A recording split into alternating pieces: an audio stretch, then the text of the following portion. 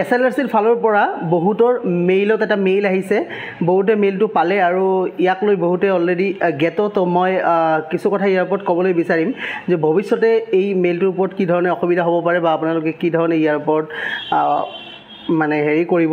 কামখিনি কৰিব তো গোটেইখিনি কথা শুনিবলৈ ভিডিঅ'টো চাওক যে চাওক SLRCৰ ক্লাছ 4 ডিপাৰ্টমেণ্টৰ পৰা এটা মেইল আহিছে in reference to your application against government advertisement number অমুক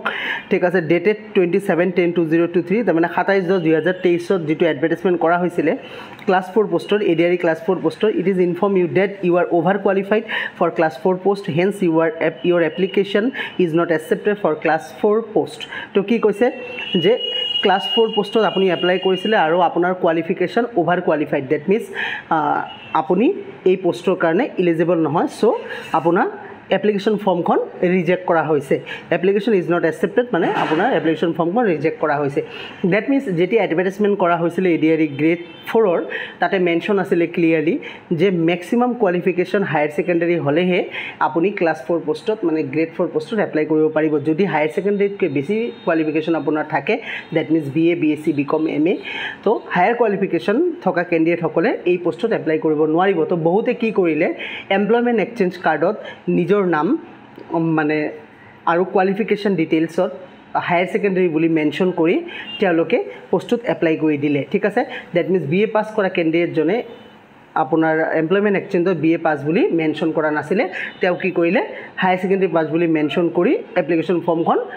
এপ্লাই কৰি দিলে তো সেই ক্ষেত্ৰত এপ্লিকেশ্যন ফৰ্মখন তেতিয়া সাবমিট হৈ গৈছিলে কিন্তু বৰ্তমান কেছটো কি হ'ল এমপ্লয়মেণ্ট এক্সচেঞ্জৰ ৰি-ৰেজিষ্ট্ৰেশ্যন চলি আছে আৰু ইয়াক 15 আগষ্ট হৈছে লাষ্ট ডেট তো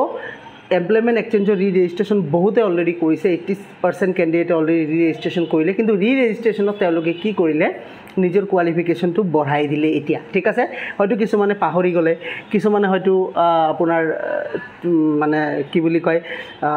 সাৰ্টিফিকেট পোৱা নাছিলে প্ৰভিজনেল সাৰ্টিফিকেট হাতত আছিলে এতিয়া মেইন সাৰ্টিফিকেটখন পালে তেওঁ ভাবিলে যে মেইন সাৰ্টিফিকেটখন পালোঁ এতিয়া মই এমপ্লয়মেণ্ট এক্সচেঞ্জৰ কাৰ্ডৰ আপডেটখিনি কৰি দিওঁ বা বহুতে এইটো কথা গুৰুত্ব নিদিলে যে তেতিয়া হায়াৰ ছেকেণ্ডাৰী বুলি দিছিলে কোনোবা কেফেত গৈ এইটো কাম কৰিছিলে এতিয়া আকৌ বেলেগ এখন কেফেত গৈ কি কৰিলে এই ভুলটো কৰি দিলে যে গ্ৰেজুৱেট বুলি তাতে মেনশ্যন কৰি দিলে তো এতিয়া কি কৰিলে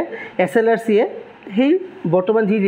ৰি-ৰেজিষ্ট্ৰেশ্যন কৰা এমপ্লয়মেণ্ট এক্সচেঞ্জ কাৰ্ডখন তেওঁলোকে ভেৰিফাই কৰিলে এই এপ্লিকেশ্যন আইডিৰ এগেইনষ্টত মানে আপুনি যিখন এপ্লিকেশ্যন ID দিছিলে এপ্লিকেশ্যন ফৰ্মৰ সময়ত সেইটোৰ লগতে ৰেজিষ্ট্ৰেশ্যন কাৰ্ডৰটো মেটচ কৰিলে মেটচ কৰাত দেখা পালে যে মিছ মেচ হৈ আছে মানে এমপ্লয়মেণ্ট এক্সচেঞ্জত আপুনি গ্ৰেজুৱেট কিন্তু গ্ৰেড 4 পোষ্টত আপুনি হায়াৰ ছেকেণ্ডাৰী কোৱালিফিকেশ্যন দিছে তো সেই ক্ষেত্ৰত ডেফিনেটলি আপোনাৰ এপ্লিকেশ্যন ফৰ্মখন ৰিজেক্ট হ'বহে কিন্তু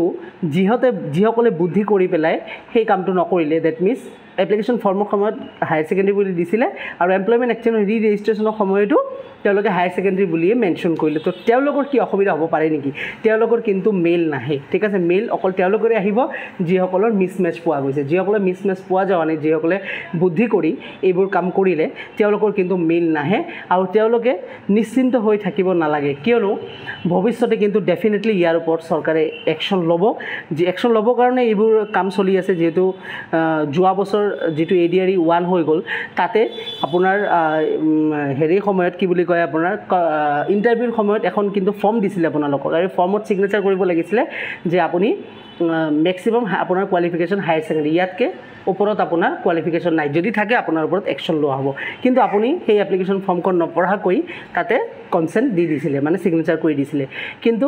হেখন কিন্তু চৰকাৰৰ হাতত আছে কিন্তু এতিয়ালৈকে চৰকাৰে কোনো ধৰণৰ একশ্যন লোৱা নাই যোৱাবাৰ বহুতে এনেকুৱা কেণ্ডিডেট আছে graduate candidate BA BSc BCom পাছ কৰিও গ্ৰেড 4 ৰ চাকৰি কৰি আছে কিন্তু তেওঁলোকৰ কিন্তু আজি নহয় 10 বছৰ পিছতো কিন্তু অসুবিধা হ'ব পাৰে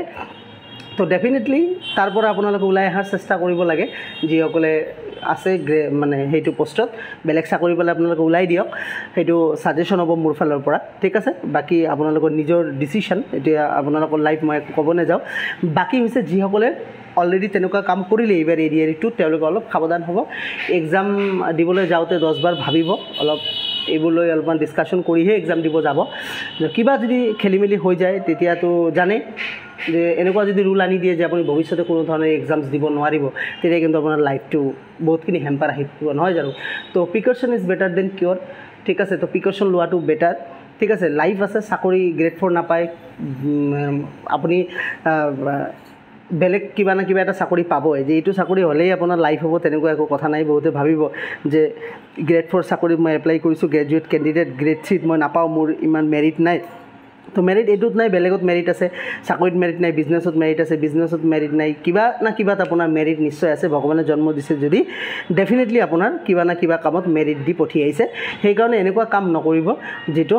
আপোনাৰ লাইফত হেম্পাৰ পৰে বা আপোনাৰ ফেমিলিত হেম্পাৰ পৰে। কাৰণ আপোনাতকৈ বেছি দুখ পাব আপোনাৰ ফেমিলি মেম্বাৰে যেতিয়া গম পাব। ফেমিলি মেম্বাৰে একো গম নাপায় হায়াৰ ছেকেণ্ডেৰী লেভেল মেক্সিমাম নে গ্ৰেজুৱেট লেভেল মেক্সিমাম। আপুনি চাকৰি পাইছে, ফেমিলিৰ মানুহ এনজয় কৰি আছে, ফেমিলিৰ মানুহ নিজকে সুখী বুলি অনুভৱ কৰি আছে। কিন্তু যেতিয়া এনেকুৱা ইনচিডেণ্ট হ'ব, নিউজত আহিব, বেলেগ বেলেগ ঘটনা ঘটিব, তেতিয়া ফেমিলিৰ মানুহ বেছি দুখ পাব। তো সেইবোৰ কথা ভাবি অলপমান ভাবি চিন্তি কামবোৰ কৰিব আৰু তেওঁলোকলৈ ভিডিঅ'টো শ্বেয়াৰ কৰি দিব যিসকলে এনেকুৱা ধৰণৰ কাম কৰিছে বা কৰিবলৈ গৈ আছে। তো তেওঁলোকক সাৱধান কৰাটো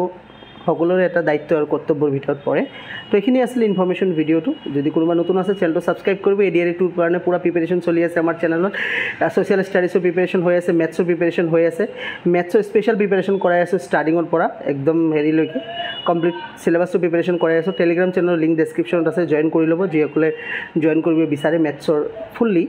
আপোনাৰ ধুনীয়াকৈ প্ৰিপেৰেশ্যন হৈ আছে আৰু ছ'চিয়েল ষ্টাডিজখনো কৰাই দি আছোঁ। তো ঠিক আছে, থেংক ইউ ছ' মাছ।